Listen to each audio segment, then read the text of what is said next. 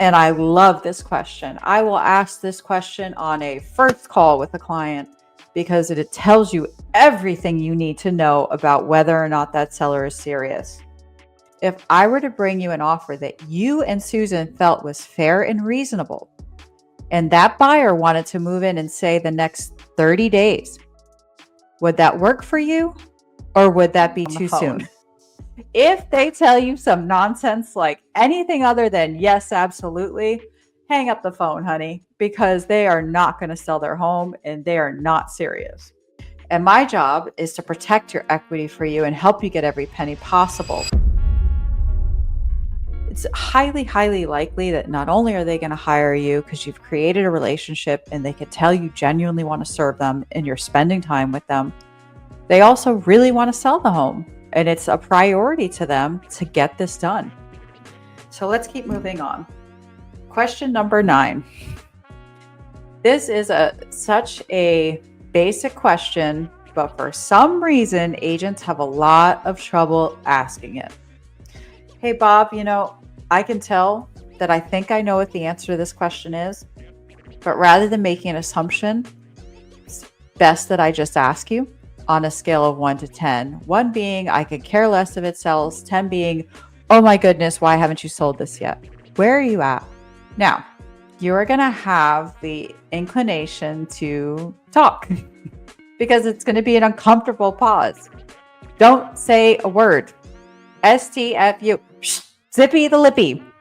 Let them respond, and whatever they respond, accept it as truth. You are going to have people say things to you like, oh, I'm a 10 if I get my price. What does that really mean, ladies and gentlemen? If you're in a market like 2021, they're a 10. You can get them their price. If you're in a market like we're in today, 2024, 2025, they're a 5. Their price is probably way too high, not accurate, and if greed is the only motivation to sell, this is not the market for that seller.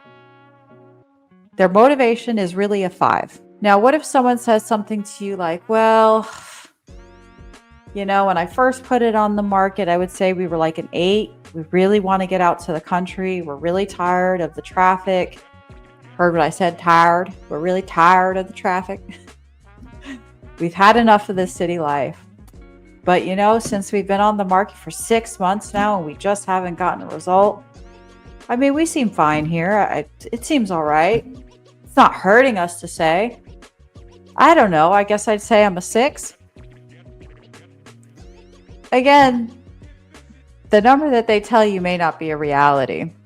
If you go over there and you find out that price and terms, this home could sell, those people might be more like a 9 to sell this home. It's just that they gave up hope because they didn't see any results because they didn't really have a great agent to help them market this property or to tell them what their home is really worth. So lo and behold, when we repriced this home, staged it, gave it a different marketing plan, we received 16 offers.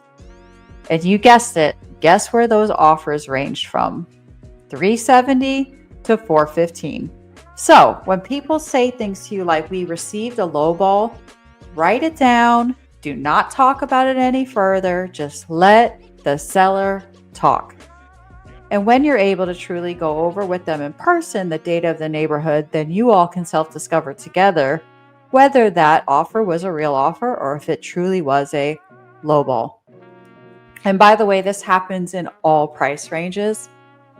I have clients at 1.5 who got a lowball at 1.3. And then those are all the offers that came in over the next 6 months, all around 1.3. So no matter where your price range is, there's always going to be a seller who believes they've been lowballed. But just let them talk. Mr. and Mrs. Seller, Bob and Susan, is there any particular reason why those offers didn't work out? What was the highest? Again, previous offers can tell you as the new agent a lot about the list price and the true value of the home. Clients will often tell you things. I have a listing right now at $600,000. We're under contract at $600,000. They had received a previous offer at $585,000, a previous offer. I think the highest they ever got was 585. They got one at 540. The previous offers will tell you a lot. And it'll also help your client to understand where the market really is.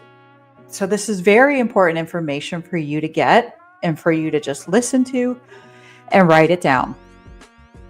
And a great thing to ask them was when they say, well, we got this, any particular reasons those didn't work out?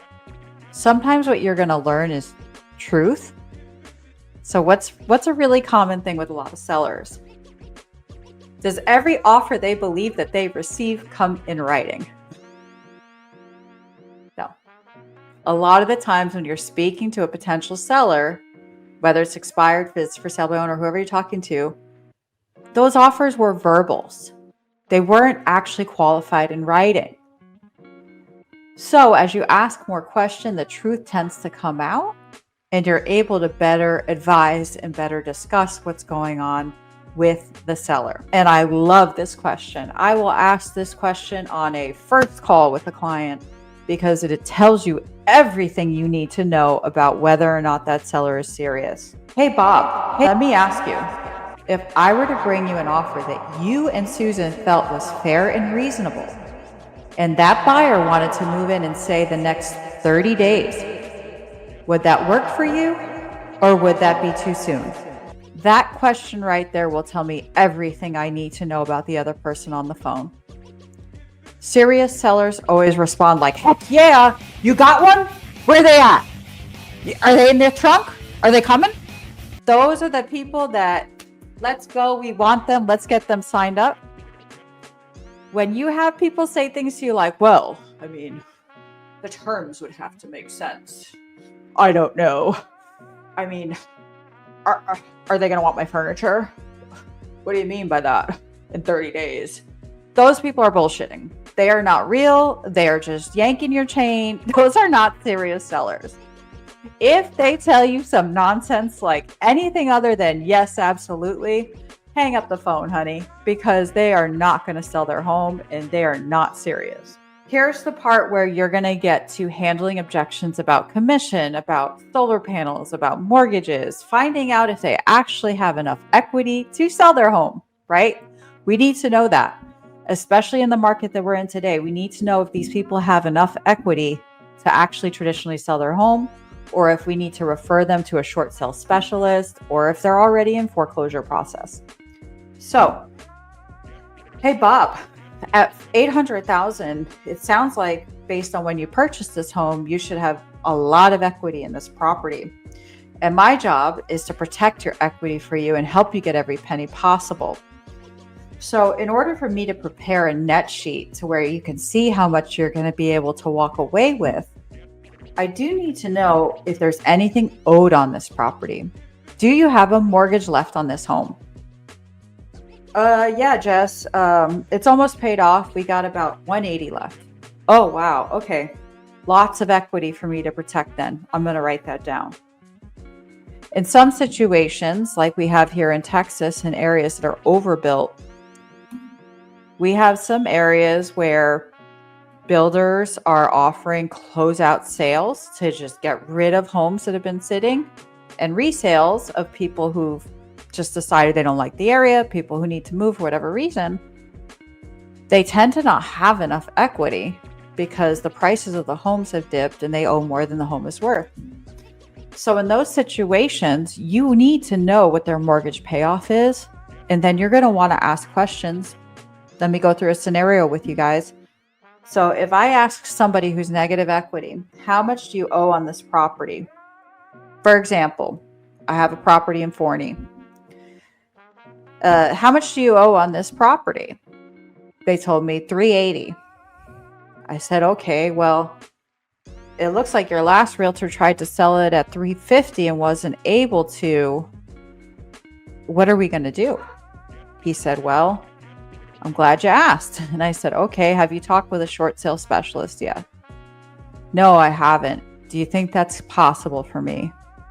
Well, if the most that it looks like we can get for your home is $325 and you owe $380, it sounds like we need a solution because you don't have any equity here. And then what you do as an agent, if you yourself know how to handle short sales, then take care of it yourself and get them out of the situation. Help them to create a hardship, go over their hardships, help them to create a relationship with the bank where you can do a short sale. If you yourself do not specialize in short sales, then you get your referral partner who does, and you help refer this client to that short sale specialist to help them out of this problem.